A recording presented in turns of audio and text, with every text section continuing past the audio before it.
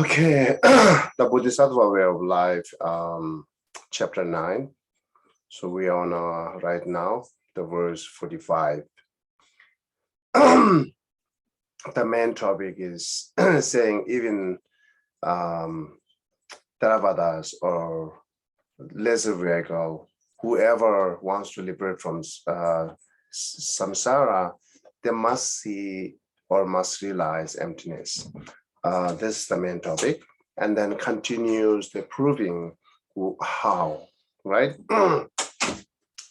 So it's more discussion between the Mahayana and the other tenet school, the below tenet school, especially Mahayana regarding Prasangika Mahayana, and then the below all other tenets, especially the below Chidamata tenets are accepting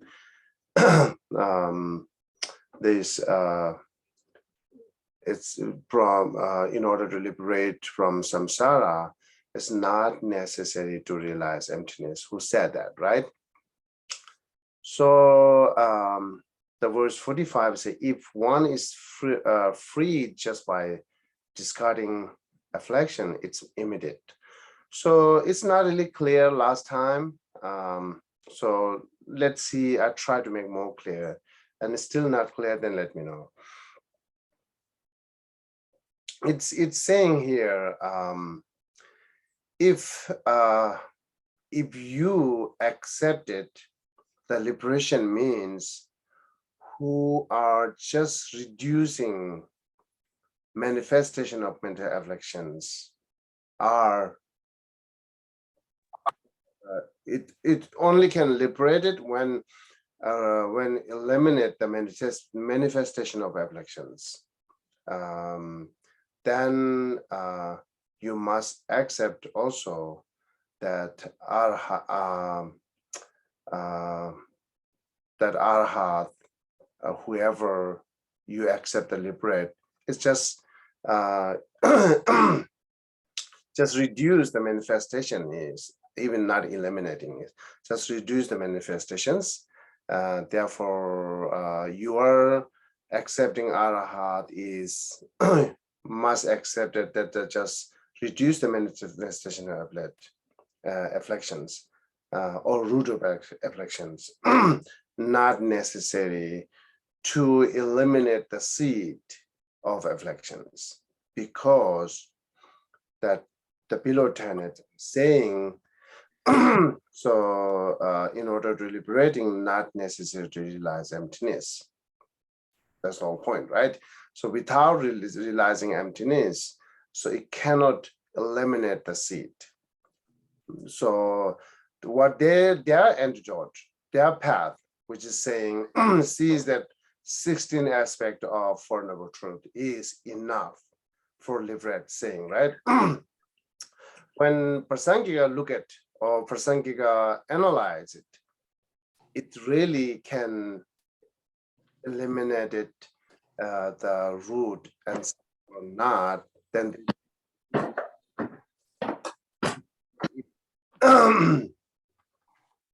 they sees only the power of that path, the power of that antidote only can reduce the manifestation of afflictions, nothing at all to eliminating seed.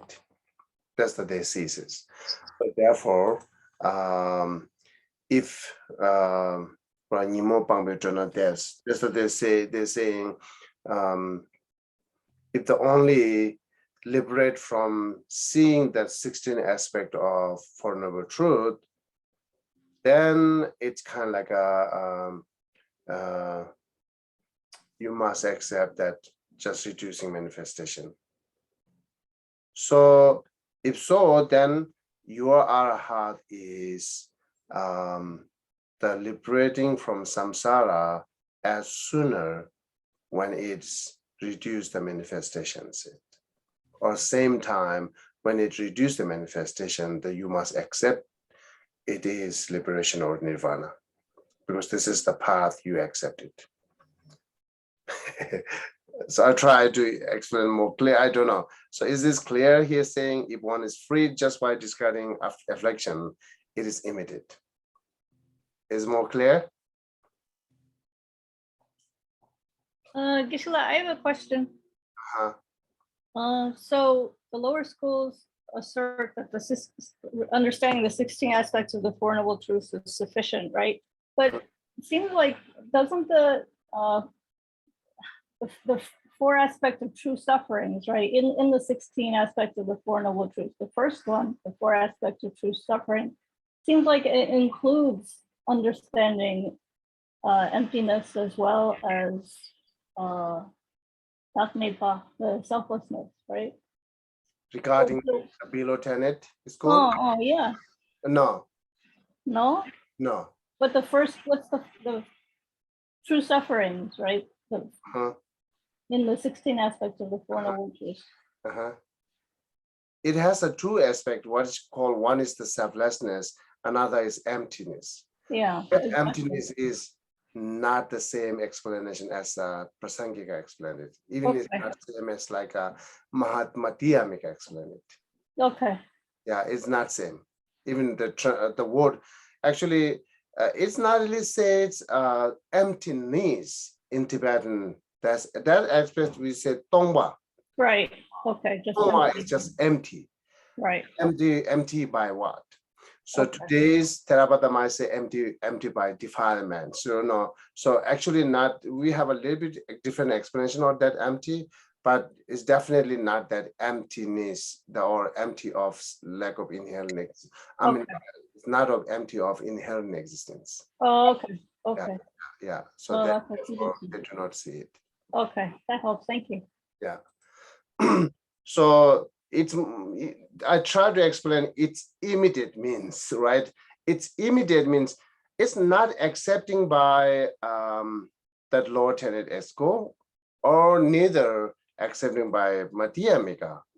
All this comes like a statement or argument or what we call debate, because of when they accept that way, it becoming that way. That's saying it. So this is how they're debating it. So what is immediate means, right?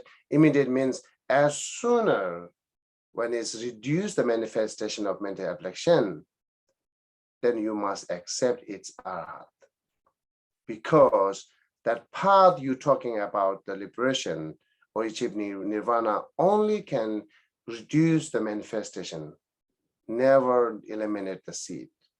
That's the seeds the after Prasangika investigated.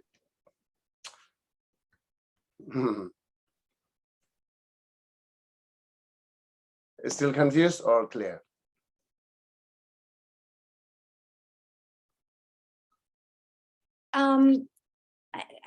This is about not eliminating the seed, but what about the imprints? Same. No. Okay. So do you understand it is immediate mean? When you read it, if one is free just discarding inflection, it is immediate. So that's part. Do you understand that part? Which part? Which part? Verse 45. 45, yeah, verse 45 saying, if one is freed just by discarding inflections, it is immediate.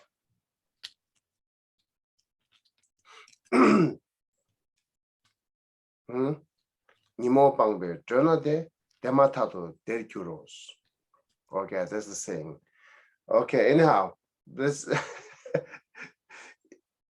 let's move then. Let's move forward. Wait. What does it mean when it says, yet it's seen that karma is power over those? Oh yeah, Ronnie, that's not started yet. It's coming. It's coming. So just make sure the last class we talked the first two lines, they understand clear or not. So that's I make sure they understand clear this two line. If so, then we can move the forward saying, yet it is seen taking that karma has power. Geshe, I really don't understand the language in those first two lines. If if one were freed, if one was to have been freed by discarding afflictions, Mhm. what I have a immediate- different translation that's a little bit clearer, I think. Okay, can you read that? It says, you say there's liberation in the instant that defilements are entirely forsaken. You Okay, say, that's very helpful. Thank you. okay, So basically, that's what it's saying in your copy, Geshe. That's what it's saying. Why is it immediate? Because if somebody is free, discard all affliction, then the person is enlightened. It reached liberation. And of course, once somebody reached liberation, once he's enlightened, then it's immediate. Mm. Looks like I don't think you guys understand that. Okay. It's just one school's belief, right, Geshe? This is not Besides, the, no one believed. No one believed that. No one believed that because this is two different. It's if one is free just by discarding affliction is talking about the below 10 school. It's immediate means now making judgment by prasangika to below 10 school. That only that line, it's immediate. It's not accepted by below 10 school, or neither is accepted by prasangika itself. But it comes that way, it's immediate. But what they're saying is first line. The first line is talking about that exceptions, which is clear that they said liberating or freeing from samsara is not necessarily see emptiness. It's enough to see the 16 aspect of Four Noble Truth. There's kind of they're repeating. There's the first line, the same, they're saying. Then if so, then say if so, it is immediate. Therefore, I'm making sure that you understand that. If so, then it is immediate. So the first line accepted by below 10 school, and second line is more bringing like a more what called debate from that prasangika. Say if so, and it is immediate. There's a saying it. So therefore, let me try one more time to clear that. If so, it's immediate means if you accepted only the 16 aspect of Four Noble Truth is enough to liberations, then when we look at that part can only reduce the manifestation of afflictions, not eliminating seed or imprint at all. In order to achieving nirvana, we have to eliminate the seed of the self-grasping, right? That's no question between all these 10 schools. Yes, they're all 10 schools. They must eliminate the seed. But in order to eliminating seed, below 10 saying 16 aspect, the paths are enough. And when Prasangika say no, because 16 aspect of the paths are only reduce the manifestation. It cannot eliminate the seed. If so, then you might say, as sooner the practitioner reduce the manifestation of affliction, that immediate means as sooner. As sooner the practitioner reduce the mental affliction, then you, below tenants, must accept it. It is arhat. Because your path can only lead that much, no more than it. That's the saying. Okay, so now if you still not understand, then that you're homo. Okay. Clear, right?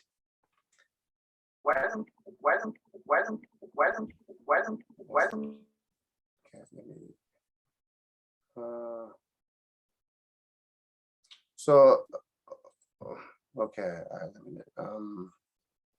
Now we're going to move next one. It's a So yet it is seen that karma has power over those who do not have afflictions. That statement by the below tenet school, because the Prasangika say, if so, it is immediate, right? Then it said it shouldn't be immediate. It must be eliminate all this seed, right? Yet it is seen that karma has power over those who do not have affliction.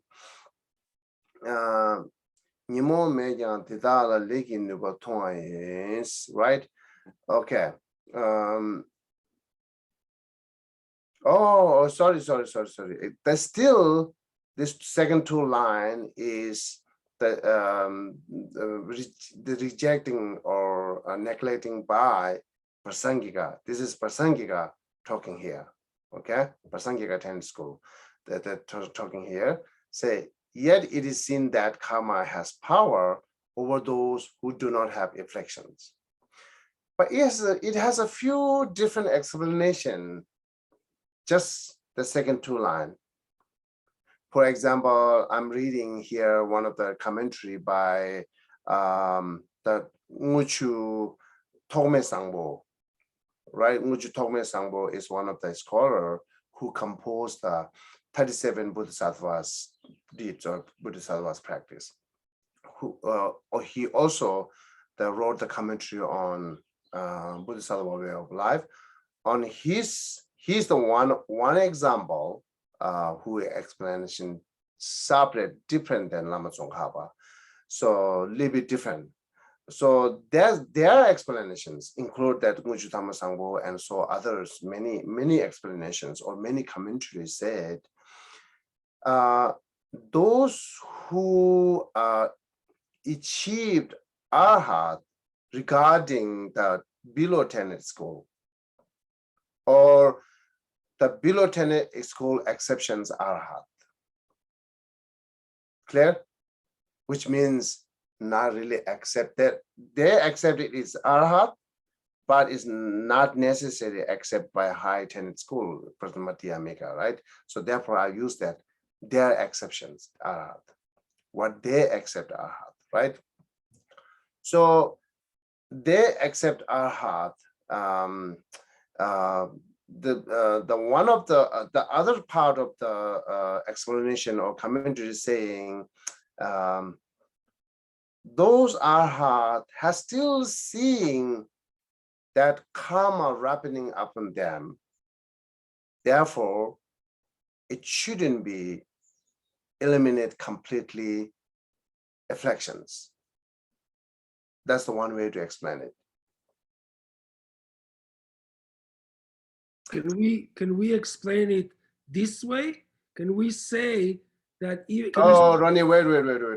We're not just guessing. I'm not guessing. Look, yeah. Commentary.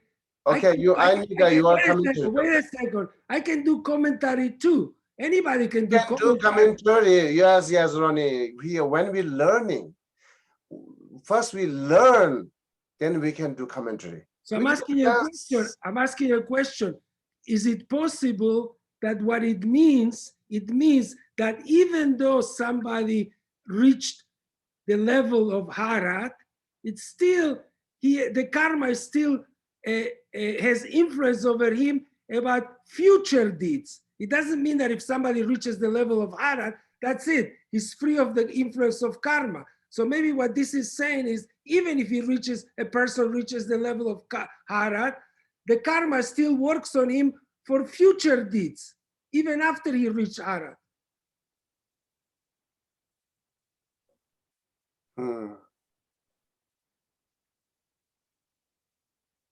Isn't that arhat eliminates all the karma?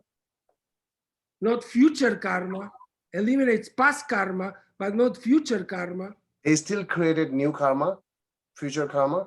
Of course. They do have a future karma? Harat, yes. That's the problem, Ronnie. Therefore, I say not judgmental without any seeing commentary. This is the problem.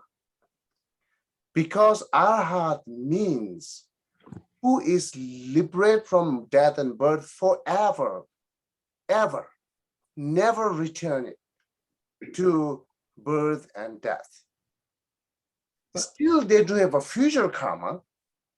They're still under control of karma. What does mean arahat then? This is not different than other practitioner. Therefore, I'm saying definitely not that commentary. I cannot explain it that way. So yeah, so that's very important. We study first, then we can see how I can define it. How can I explain it? This is very, very, very 100% important, right? So okay, anyhow, so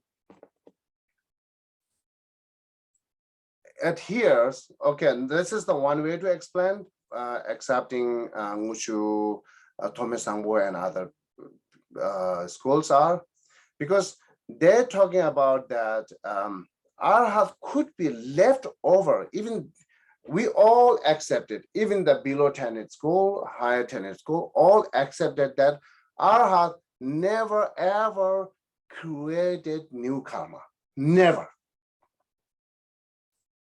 Because they cut the root of karma, which is self-grasping. As well as cut the root, trees never grows. Therefore, karma never created. But the possible, they might have a strong leftover karma, which is created by a long time before they become arhat, such as Mangalputra, Shariputra, and Papalam Chungpa. They have a many history. Even they achieved arhat, they have a lot of trouble with some kind of suffering, right, in history. So that's the saying they might experience that karma which created by a long time ago, which is leftover karma, very strong one. That possible. That's the below tenet school accepted, as well as Muchotome Sangbo and so on, explain it that way. Okay, this line is saying the arahats are they're still ripening the previous karmas. So therefore, they are not over the afflictions. So then Lama Tsongkhapa and the follower are saying this is exactly a wrong way to explain it regarding here what we debating here between the below and higher tenet school, right? Then how must say that? How must explain that? Which is more proper way to explain it, they're saying it yet seen the karma has power means yet seen the karma of rebirth again. It's not saying karma left over ripening some suffering. Karma, they're seeing that karma can rebirth again. That's the reason they are not over those mental afflictions. Two different, right? One explanation say not talks about rebirth. They still experiences the result of karma, even they achieve arhat. Therefore, it's not overcome by afflictions. Then it's not really proper exactly the matching the third line and fourth line.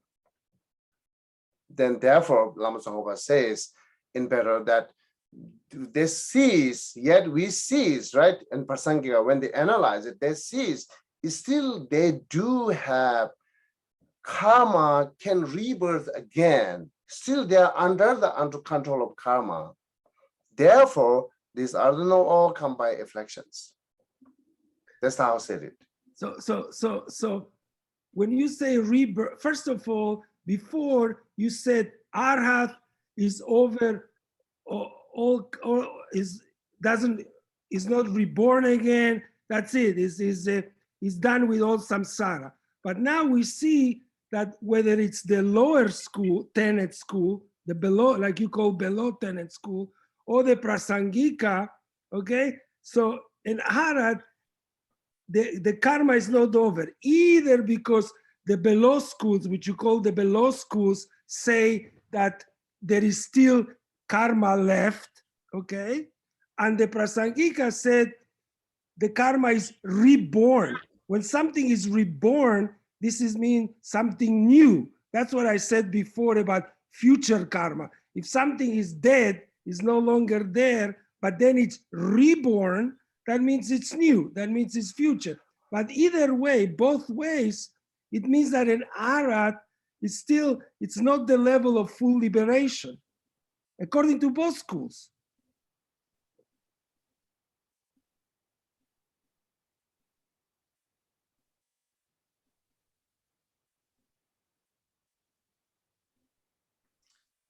I have to explain again from beginning. I'm not going to do that. So, okay, maybe it's good. Listen again, that recording from beginning.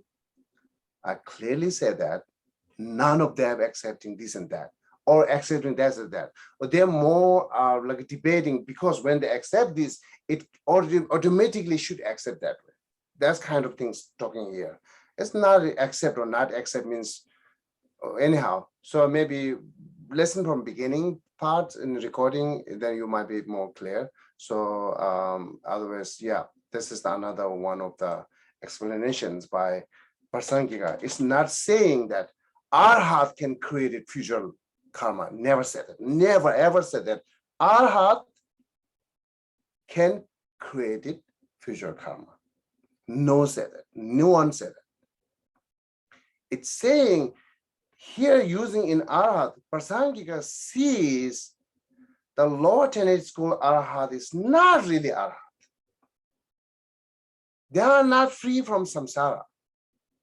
Therefore, even lower tenet school accept it is Arhat. But the Prasangika said it is not Arhat. We still see they do have a karma, can rebirth again. Big different than. Yeah, I agree. I understand. Yeah. I understand. I agree with 100%. But what's the explanation for karma being rebirth again? Can you repeat from beginning exactly what I said it? Of course, I can repeat what you said. Please, I have to make sure that you understand. The Prasangika says that what the lower schools call Arhat is not really an Arhat, okay? And the Prasangika say that even when somebody reaches the level of Arhat, according to their definition, to the Prasangika's definition, there is still can be rebirth of old karma, not new karma, like I said, but rebirth of old karma. Now, for me, rebirth of something that stopped existing means new, but for you, it doesn't. So maybe you're right. But the question now that I have now, which after repeating what you explained, is explain when and how old karma, under what circumstances, and what causes old karma to be rebirth in a Arhat. Okay, thank you. So now you see the two different explanations. I'll just try to talk to here, two different commentary, two different explanation, because before you confuse, I try to bring those different commentary, and then what Lama Tsongkhapa commentary said. Okay, that's clear, right? So yeah. Okay, so now move to here, say 46. If at that time it is definite that they do not have the cause. Okay, so let me see in Tibetan. Let me see Tibetan here. Okay, okay. Now the first two line.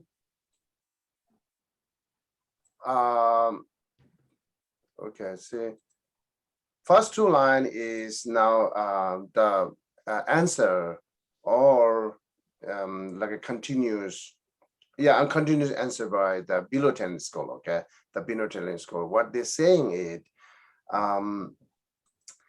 Yes, the some arhat, my experience is that what called the result of karma, but they eliminate as well as eliminate the craving. Even they do have a karma. Oh, sorry, my explanation is not really said the rapid result.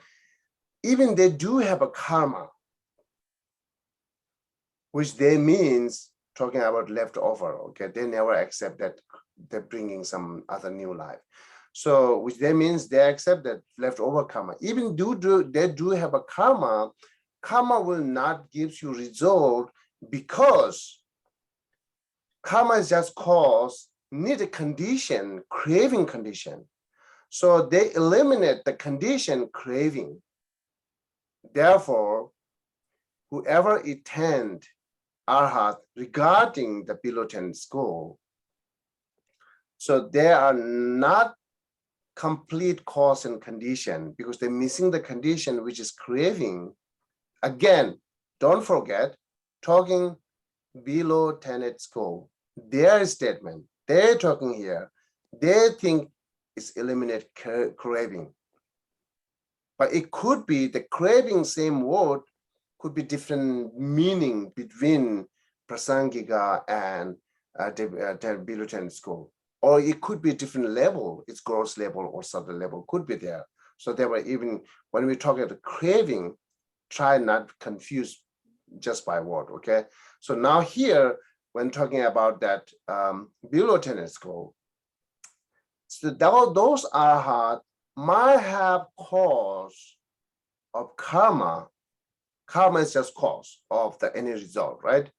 But if as well as the missing the condition, then the karma will not give you any result.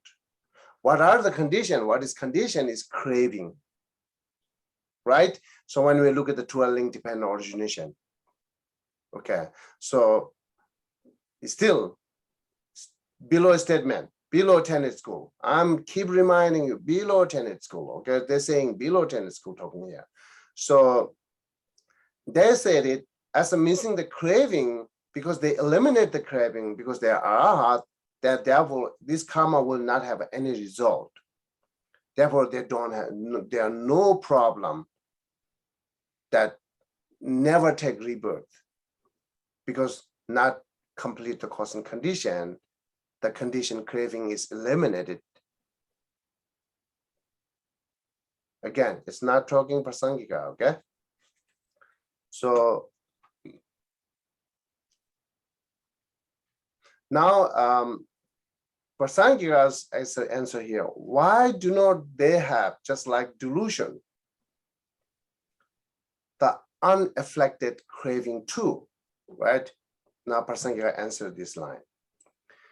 So you saying they eliminated the craving, that could be craving which is associated with the mental affliction. But every single craving is not necessarily associated with the mental affliction regarding the below 10 school.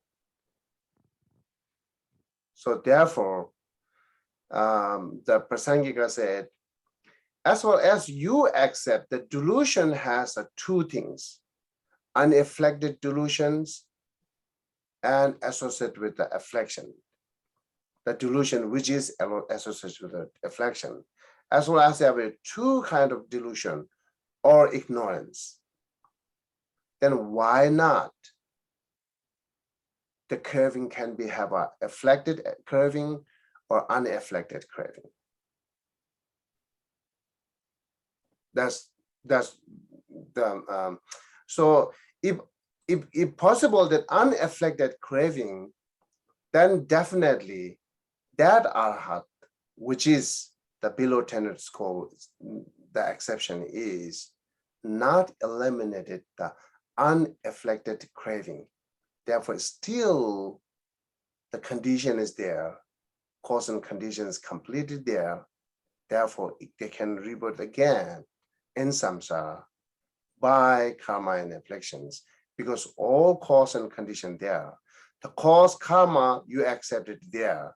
The craving, the condition, also there because unafflicted craving there. They're only the eliminated regarding the below tenet school, eliminate the afflicted craving. So now how you can define the difference between afflicted craving and unafflicted craving, right? Or before say afflicted delusion and unafflicted delusions, which is we're talking about self-grasping or ignorance, right? Let's say first explain with the delusion. The affliction delusion is more that just lack of knowing or lack of understanding is ignorance or delusion. Regarding here, actually in Tibetan word say marikpa, right? Let me see it again, Tibetan word. See the nimochi kunmong, okay, mongba, kunmongba. Mongba is here explanation delusion, sometimes ignorance. The explain it like a translated as ignorance. So therefore, the afflicted ignorance is just lack of knowing, lack of having knowledge. Unafflicted ignorance is knowing something, but it's knowing mistakenly, misconceptions, wrong view, another way to say it, that wrong view, knowing something but it's wrong, which regarding the wrong view, right? So that's the unafflicted ignorance. So therefore, if they do have a two kind of this afflictions or ignorance, unafflicted and afflicted, then craving must be same, they're saying it. The craving which is associated with truly existence, or craving associated with just emotion, mental, which is we call mental defilement, just some kind of disturbing emotion, right? Disturbing emotion, negative emotion. That craving could be, that craving is afflicted craving, and then a craving which is associated with truly existence, that is unafflicted craving. Okay. On another way, it's good to know, because we're talking like a many tenet school together, and then what their exceptions and what not. In general, maybe it's, I'm going to briefly explain what difference between the each tenet school, if it's not too much confused to you, or it goes more academically, but yeah, I think it's good to know actually, yeah. Say,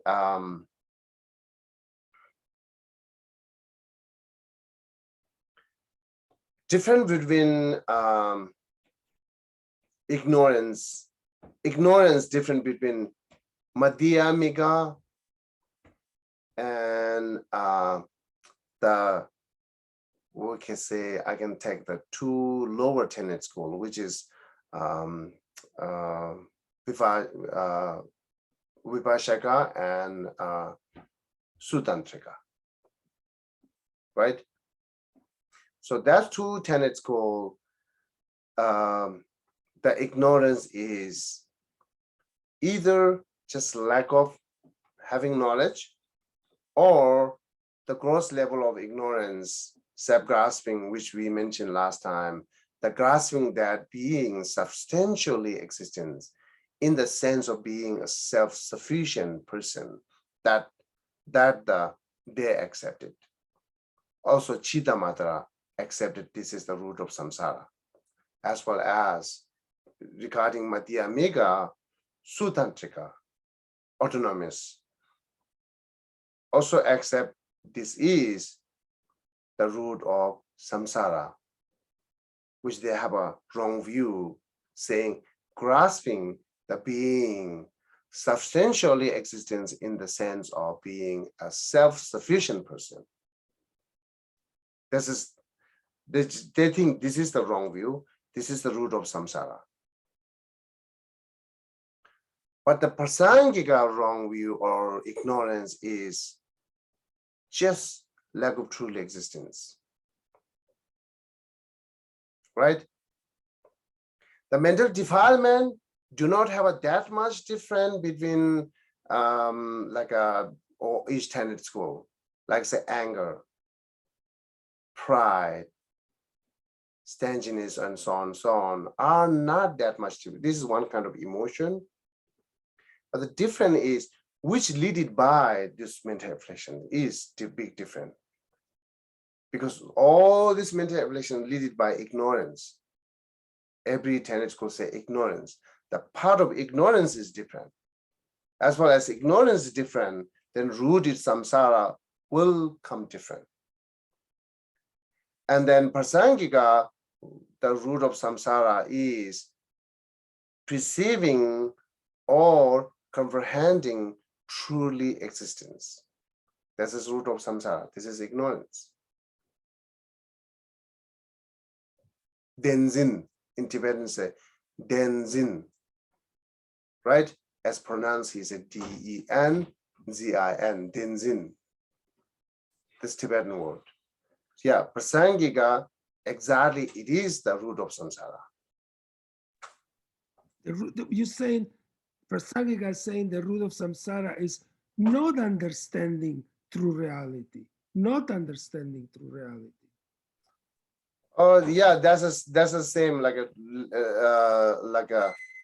root of samsara is not understanding true reality. That's a little bit complicated. Yeah, it goes that way, but here better understand that way. Root of samsara is perceiving or comprehending truly existence. It's not just a not understanding. Actually meaning is the same. It's a not understanding of the true existence. But not understanding truly existence and perceiving that it's kind of the language problem. It has some kind of different understanding for that. Not understanding truly existence and perceiving or comprehending truly existence has a two different. Not understanding truly existence could be imputed or could be just lack of education, not seeing anything, not perceiving anything is not understanding truly existence. But the perceiving and comprehending truly existence is seeing something which is wrong. Therefore, it's too different. When you say perceiving and understanding is the root of samsara, you mean perceiving and understanding the wrong way. Therefore, you're not listening here. What I say here, repeating two more times, perceiving or comprehending truly existence is the root of samsara. How can that be? If somebody perceives and comprehends true reality, how can that be the root of samsara? Unless you mean to say somebody perceives and comprehends wrongly the root of samsara. As I understand, that goes different issue now, different topic.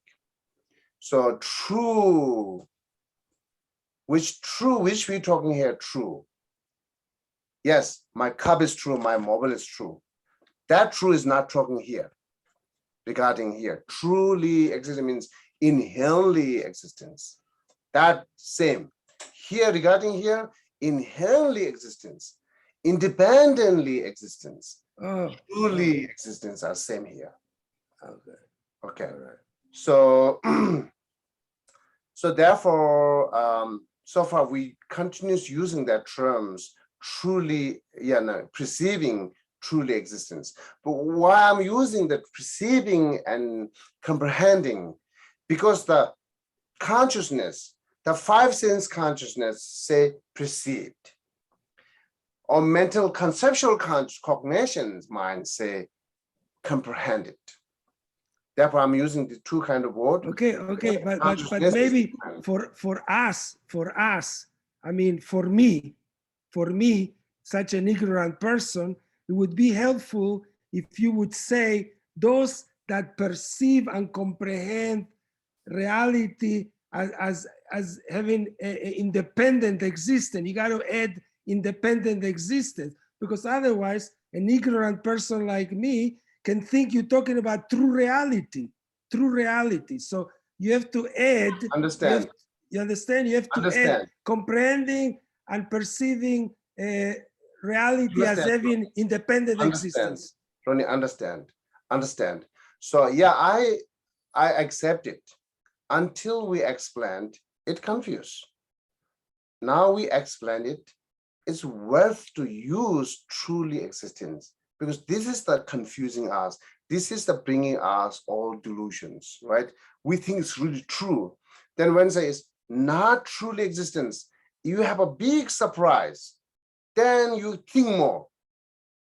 We just say independent exist. You are not that much. Therefore, I'm using the truly existence again and again. But it will confuse until it's explained. Now this is here, truly existence, independent existence, and it comes from own self, or like self-arisings are all same here. Okay. That's So good. based on that, I'm using truly existence. You're a tricky one, but that's good. Yeah. So you should understand that, right? Okay. So now again, do you clear? Okay, I will come back to you the two questions here. Chopra, help us.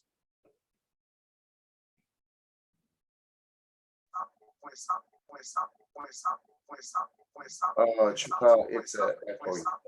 Your words. It's echoing. Echo? You get feedback, like a loop of feedback. Yeah, maybe first I go. Something repeating their words. Maybe I go first with Janet and come back. You fix that, okay? What's Janet? Okay, sorry, Chappelle. Yeah, I'm clear. I understand the difference between what I think you're saying, truly existent, as opposed to ultimate truth. But what I didn't catch was the what is the ignorance of the lower schools you were describing? I didn't quite catch how they perceive ignorance. The ignorance means, again, they perceive something mistakenly. What mistaken is, they see the person is self-sufficient and substantially exists. That's their ignorance. When they say that in reality, this person is not the self-sufficient and also not the substantially exists. When this come together, substantially exists and self-sufficient, then they think it's a wrong view, because it shouldn't be exist that way. There are no self-sufficiency. That self-sufficient also substantially exists. Saying, in generally, many things they accepted substantially exist, such as like the four element and so on, that substantially exist as a consciousness is substantially exist. But what is the self-sufficient that substantially exists? That they do not accept. That's, they say, mistaken view, or they're thinking something, they're seeing something, it is mistake, but because it's not real. Therefore, this is called wrong view. Therefore, they call this is the root of samsara by autonomic, the Madhyamika, Sutantrika, and Chittamatra, and Sutantrika. These three tenet school talks, this is the root of samsara. So I think I'm not catching it quite. So they think the elements are substantially existent. We're talking person. A person, they think the Person. Oh yeah, there are things as the elements, or yes, the elements, or like consciousness. the consciousness are substantially exit. Ah, Substantially exits. Because as well as whoever accept that truly or independently exit, they must accept the substantially exit. So therefore, they accept it. Consciousness is substantially exit. But when you look at with the person who's self-sufficient and substantially exit, that's wrong view. huh. Yeah. How would they separate consciousness from the person with that view? I wonder. Anyway. No. Even consciousness, they said substantially exit, but not the self-sufficiency. Or even we use the self-sufficiency is more term used for the person instead of phenomenon. I kind of see. That helps. I'll catch on. Yeah, okay. Thank you. So they're self-grasping. Okay, they're not saying phenomena grasping. Okay, they're saying self-grasping is the root of samsara. I'm talking regarding the Chitta school and the below Sutantra school and regarding Madhya Sotantra school. These three tenet school talks that self-grasping is the root of samsara. And what is self-grasping? That's how they explain it. Grasping being substantially exists, the sense of being self-sufficient person. That's the difference, because don't Prasangika also say self-grasping, like, and ignorance are the root of samsara? We just have a different definition of it. Is Different definition. Okay. Prasangika said it, but different definition. Thank you. Prasangika said self-grasping is root of samsara, means perceiving self as a independent exit. No need to, that's all complicated. Right. Sensual exit, self-sufficient, no need to. Perceiving or comprehending self is independently exit, truly exit. This is the root of samsara. Right. Thank you. Okay, so now you see the root of samsara is different, right? Even the mental affliction is same, the feeling, emotion is same, but the root, which is leaded or arising or manifesting the mental affliction, the root is different, which we call ignorance. Okay, so I'll go back to Chopel and then continue. Okay, is this better? And now clear. Okay, all right, so going back to verse 45, the Wallace translation has a note that's on the second half there. Here it says in the Wallace translation, it says, yet one can see the power of karma over those people, even though they had no mental afflictions. So basically like the same thing there. However, in the note, he references Sherab Jungne Lodro's commentary, and it says, quote, in Arya Madgalayana and Arya Angulimala, etc. In like my knowledge of these two people, they experienced results of their karma after arhatship. Arya Madgalayana was murdered. Arya Angulimala was like heavily like abused coming back from the village after attaining arhatship. So is he referencing something like Sherab Jungne Lodro referencing something totally different, or is he referencing different parts of the stories with these people? Did they take rebirth? This is what you're reading right now. I think is exactly the Muchu Tome Sangpo explained it. There is one of the way to explain it. And as I said, those explain is not really proper to suit here, because here talking about who is free from samsara and who is not.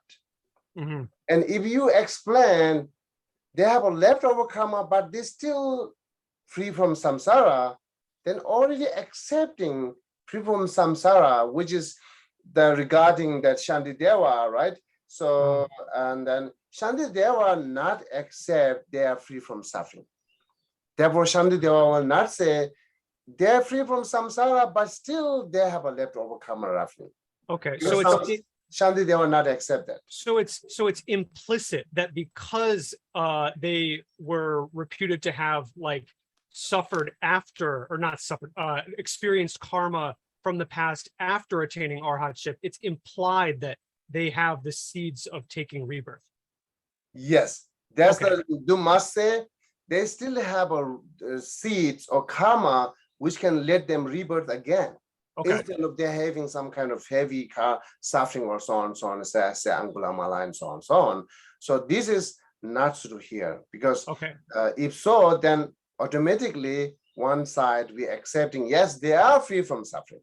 Mhm. They are free from samsara, but they're wrapping in some kind of leftover karma, right? So if they are free from samsara, why we arguing this is the not root and root, right? So therefore, Lama Tsongkhapa said, it should explain it that way, that they're seeing the karma means they're seeing the karma, which is they take rebirth again, Mhm. not just having some kind of suffering, Right. right? So that's more properly to see that. As well as the rebirth again, then whatever they eliminated is not really eliminate the cause of samsara, root of samsara.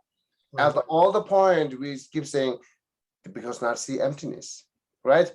Until you do not see the emptiness, you cannot eliminate it, the root of samsara. This is the main statement of Prasangika and Shantideva who composed this textbook. Okay, So thank you. therefore, it's a little bit confused there. Yeah, I saw it as like a counterpoint, but now I see the connection between these two. Thank you. Okay. So now, yeah, in regarding to understand that way, I just try to explain each tenet school talks about their root of samsara is differently. If you know that, then why they're rejecting each other and how they're rejecting, you will know better. If as far as you know their statement, their exceptions of root of samsara. That's clear, right? Okay. So, and then here, okay, anyhow, let me say that.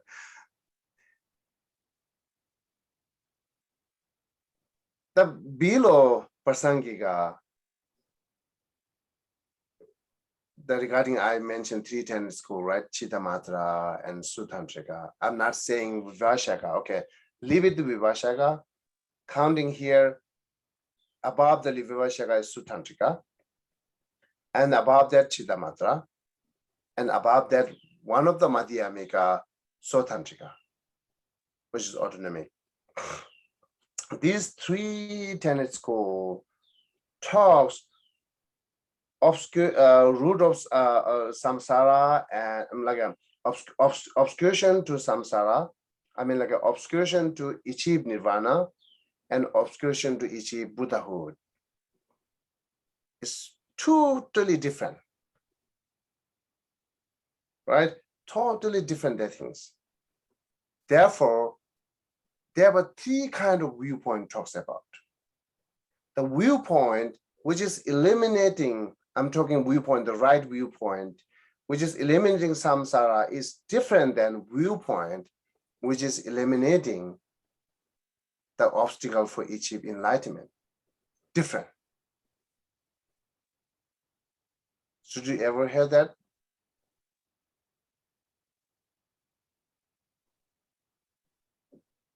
We must talk tenet school. There, that's also exception is not choice, because it's good to know. And regarding, because it's here really having debating between those. So therefore, in order knowing that, I just try to saying that, right? So okay, again, let me repeat one more time. The viewpoint, the right view, which we counted antidote. Okay, the below Prasangika talks about three different kind of viewpoints. The antidote. The viewpoint which is eliminating the root of samsara is different than viewpoint which is eliminating the obstacle for achieve enlightenment. Clear? Yeah, it's clear that they have different views of the obstacle, but we Okay. don't know what those views are. I right? can name it now. So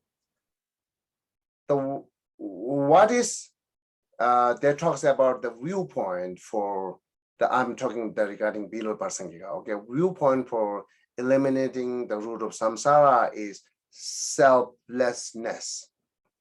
Never talks about the phenomena things. Never talks about emptiness of phenomena. Just selflessness. And maybe in order to knowing that, just first I just name it 3 different kind of viewpoint. The first viewpoint we call selflessness. Okay, I'm not talking Prasangika, I'm not talking Vibhashaka. Skip these 2 tenet school and middle or other school I'm saying here. Selflessness, this is the one of them. And second, they talks about the viewpoint is empty of external existence. Okay. And third viewpoint is only talked by Madhyamika Sotantrika, which is emptiness. In generally, 3 viewpoint, understand? Chabal, can you repeat for me these 3 viewpoint that in general? The three are selflessness, being empty of external existence, and what I must have written something wrong. I wrote emptiness. Yeah, yes, emptiness. Oh, okay. But that, okay, just 3 you don't understand, right? Now I can go a little bit here. First tenet is called the Vibhashaka talks only 1 viewpoint. Selflessness, that's it. As well as Sotantrika, second tenet school, lower, also talks 1 viewpoint, selflessness, that's it. But Chidamatra talks 2 viewpoint, which is selflessness and empty of lack of external existence. Empty of external existence, better say that, empty of external existence or lack of any external existence is 2 viewpoint, right? And Madhyamika Sotantrika said 3 viewpoint. Additionally, emptiness, which is talk truly existence, lack of truly existence. And then Prasangika not talk that 3 totally different viewpoints, but still they talk 2 different kind of viewpoint, but the aspect is exactly same. Aspect is not different than below's are. Only the 2 different is this viewpoints sees on what? Sometimes they sees lack of independent exits on self. Then they say selflessness. Sometimes they sees lack of independent on phenomena. Then they says the emptiness of phenomena. The emptiness of phenomena or emptiness of self. Aspect, nothing different, exactly same. The only object, phenomena and self is different. Therefore, the 2 kind of view define it that way. But aspect never different. But the below, when it talks about 3, totally different aspect. Okay. So now concluded that kind of understanding view. First, Vibhashaka and Sotantrika and Prasangika talks only 1 viewpoint, but different is Vibhashaka and Sotantrika talks selflessness, that's it. Prasangika talks lack of independent exit or lack of true existence, that's it. But Chidamatra and Madhyamika Sotantrika talks 2 and 3. totally different aspect. The selflessness is that saying the lack of grasping the being substantially exists in the sense of being self-sufficient person. That's just the selflessness. And there talks about the empty, the phenomenon, this selflessness of phenomenon is talking that Chitta talks here, lack of external existence. There's two different aspects, right? Totally different aspect. Clear? I have a question about what is meant by a lack of external existence. I haven't heard that term before and I don't understand what's meant. Lack of external existence is only taught by mind-only school. They accepted every existing things is projected by mind. Ah, There are no external. Even we see it as external, it's a wrong view. That's the they said it, right? thank you. Yeah. So you got a concept now. You got a concept in terms, little bit of explanation, but you have to go way learn more to understand clear on it. It's good to know, like I started that kind of seed to different view, different aspect, and who accept that, who not accept that. So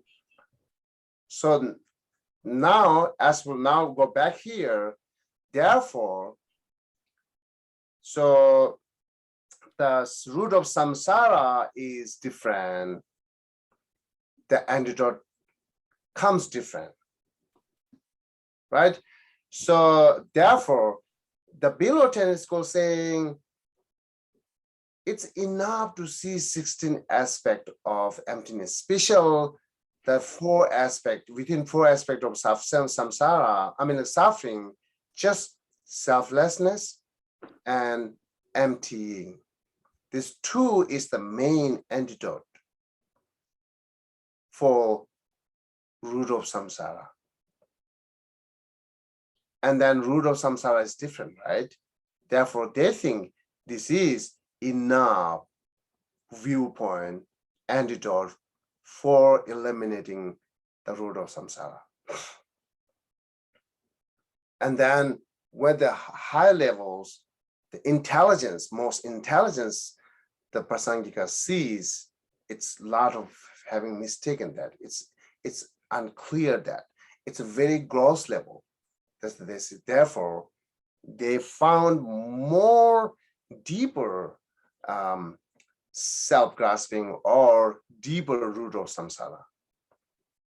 So the point is saying, as well as you are accepting or perceiving or comprehending every phenomena or every existence as an independent existence or self-sufficiency or truly existence, as well as have those wrong view, then your craving and all continuous will be arises, continuous will be the manifested.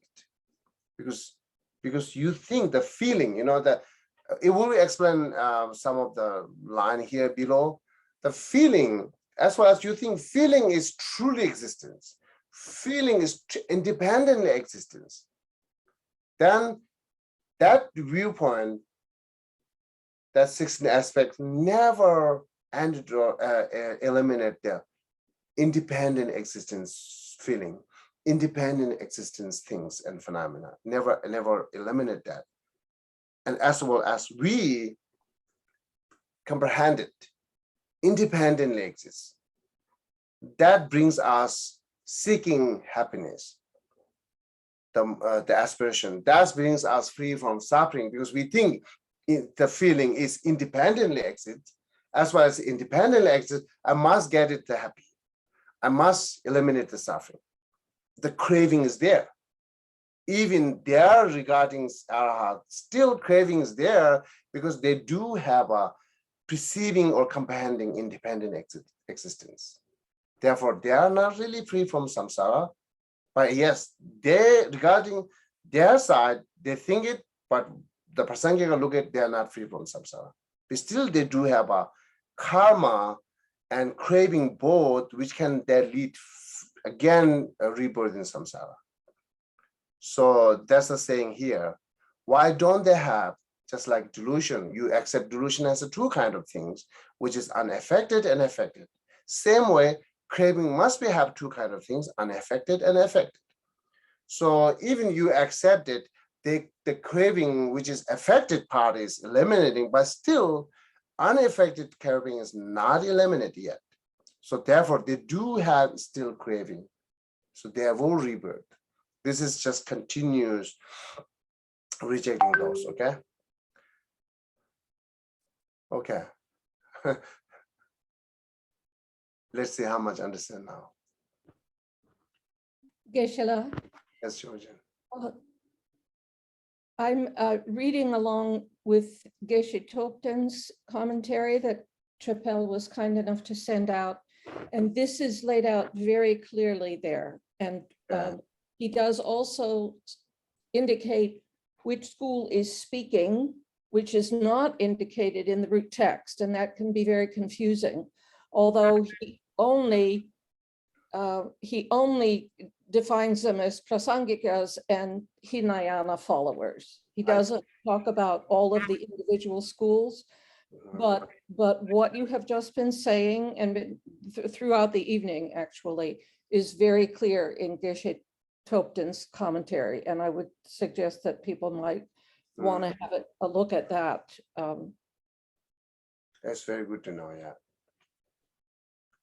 Okay, what else? You have a question regarding viewpoint or the two verses that we try to explain it?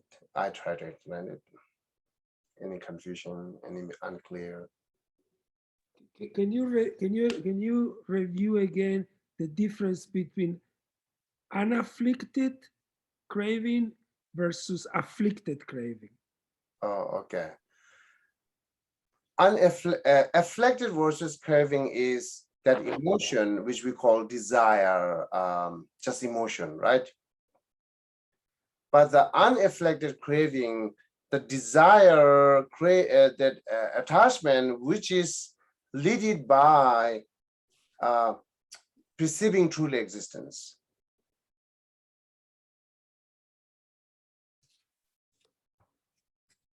That's two different, yeah.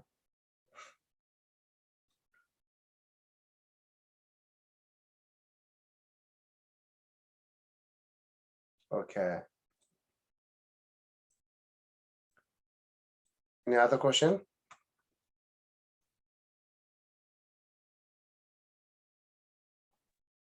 So the unafflicted craving versus afflicted craving is only a consideration of the lower schools. Is that right? It's considered an. No. Yes, unafflicted and afflicted craving considered by even upper 10 school, not called that way, but they kind of accept two kind of things. Craving, which is led by the gross level of self-grasping, and craving, which is led by actual what called the another way, okay, simple way to say it, the craving which is led by the gross level of ignorance, or craving led by the subtle level of ignorance. And what is subtle level of ignorance is what just Prasangikas are saying exactly, everything perceiving or comparing truly existence. That's a subtle level of ignorance. What is gross level of ignorance is, you know, that self-sufficient, substantially exert, that's what he talks, right? That kind of gross level of ignorance. So if I'm tired and I'm craving sleep, is that an affliction? Yes, yes. Which kind is that? If I'm tired, I can't keep my eyes open and I want to sleep. Afflicted craving. That's afflicted because I think I am inherently existent. Unafflicted craving is that which is led by perceiving inherent existence. Goodness. Okay. Thank you. Yeah, yeah.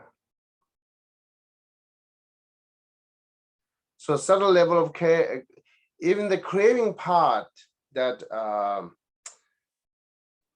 okay, not more confused. Yeah. Okay, some other time adding more and more. Okay, not today. Okay, what else now? Okay, thank you.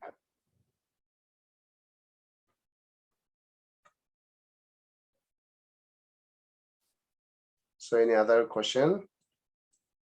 If not, then we finish up to verse 46. Now, next time we're going to start from 47. Again, same suggestion and requesting. Read more commentary here for 47, 48, 49. So then will we have a better question? And then, or even I might take less time for explanations. Because once you already read the commentary, and maybe you can read more than one commentary or just one commentary, read carefully, make sure that you understand. Then a lot of help when we got together to study it. It's a lot of help, both of us. Save the time, and then question will be more valued, has a big reasons, good reasons, you know. So therefore, suggesting you read those for next coming class. Okay. So now we have a few minutes. Either you can ask question regarding this, or if you can ask question generally about emptiness. That's fine with me. Geshe, this was a very good class. You know why? Because you should look it up, because you were very chill, like you were mellow, chill, Okay. cool. You know what I mean? You can Google it. What does being chill means? Okay.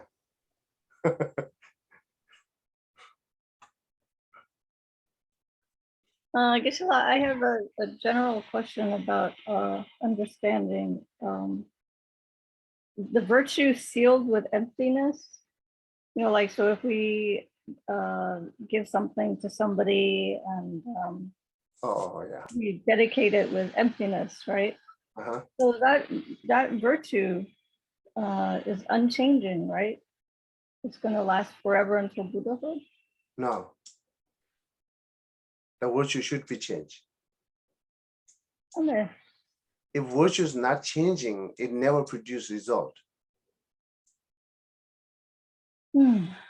Unchanging cause never will produce any result, right? That's the Buddhist one of the philosophy. Okay, so maybe not unchanging, but is it safe to say that it continues until Buddhahood? Of course. This is how we call the perfections. You're giving something with the understanding emptiness or sealing with that. Right, yeah. That's how come perfections.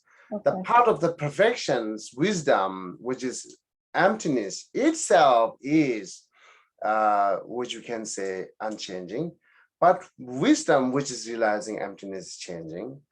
Emptiness, which like all this practice, which is sealed by wisdom or emptiness, all are changing. Okay. We say not just say sealed by emptiness, right? Actually, it's sealed by understanding of emptiness, sealed by wisdom of emptiness. That's what we should say. Okay. When we practice the objectively, right? The subjectively, yes, every nature, ultimate reality is the lack of true existence, right? It means not that every phenomena are unchanging. Every phenomena are changing, but the ultimate truths are unchanging, right? Okay. Every phenomena's ultimate truth are unchanging, which considering emptiness here. But objectively, when we do practice, then say, a seal or gathering with understanding of emptiness or wisdom of emptiness. Hold by wisdom of emptiness. That makes more sense. Yeah. The school that says that that talks about substantial existence. Mhm. Is it possible that what they mean by substantial existence is what the Madhyamika means, that even though everything is empty of inherent independent existence, they still function. They still function. So do they mean when they say in the substantial existence, do they mean functioning? You think they might mean functioning? Okay, again, I can go with a different tenet school. Prasangika never ever accept that substantial existence because they do not accept that fundamentally existence. They think that every existence there, fundamental is nothing there. There are no fundamental. Every single existence are no fundamental. As far as they do not have any fundamental, they are not substantially exist. Belos are saying substantially exist. Anything they call name, term, must have a different substance there. Otherwise, will we not have a difference between beauty and ugly? We cannot call ugly to beauty. We cannot call beauty to ugly. It has their own substance. Whoever accept that truly existence, independent existence, they say, must be have some substance. Therefore, ugly is not becoming beauty, beauty is not becoming ugly. These two different substance. And Prasangika said, no, wrong. All the ugliness and beauty is depend on how we perceived it. There are no ultimate ugly and no ultimate beauty. Therefore, they are not substantial exists. That's two different, yeah. Whoever truly exists and accept the truly existence, they must be accept the substantial existence. And more the below tenet school are more rely on the substance. Is there no substance, they cannot accept it exists. But the highers are accepting without substance, accepting it exists without substance. That's how it goes, is, yeah.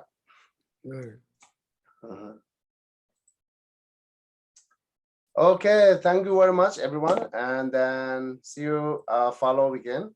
I mean, follow Friday, Thursday, right? Thursday, okay. Have a good night, everyone. Thank you. Thank you, Geshe. Good night. Bye. Bye. Bye-bye.